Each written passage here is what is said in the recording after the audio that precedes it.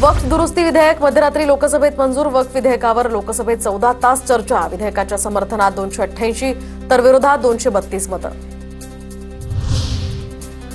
वक्फ दुरुस्ती विधेयक आज राज्यसभेत सादर केलं जाणार। विरोधक विधेयकाचा तीव्र विरोध करण्याची सुद्धा शक्यता।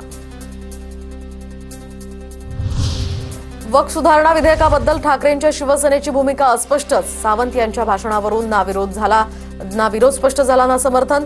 वक्फ दुरुस्ती विधेयक सौगात ते वक्फ विधेयक अरविंद सावंतांची प्रतिक्रिया। वक्फ सुधारणा विधेयकाच्या मंजुरीनंतर देशातल्या अनेक राज्यांमध्ये हाय अलर्ट जारी, तर पोलीस कर्मचाऱ्यांच्या सुट्ट्या उत्तर प्रदेश सरकारकडून रद्द।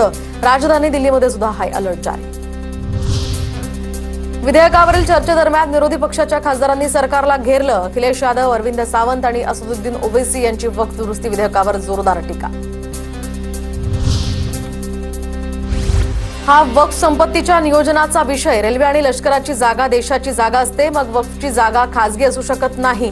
केंद्रीय मंत्री किरेन रिजिजू यांचं सभागृहात म्हणणं, तर रिजिजू यांच्या भाषणावेळी विरोधकांचा गोंधळ। ठाकरे गटाला आता हिंदुत्वासोबतच हिंदूंची सुद्धा अलर्जी। अरविंद सावंतांचं भाषण ऐकून वाईट वाटलं। बाळासाहेब असते तर हे असं भाषण करू शकले असते का? खासदार श्रीकांत शिंदेंचा ठाकरे गटावर हल्लाबोल। वक्फ ही मुस्लिमांची संपत्ती, लोकांनी ती संपत्ती मशिदी आणि दरगाला दिली। आमची जमीन सरकारला हडप करायची आहे, अबू आझमींचा आरोप।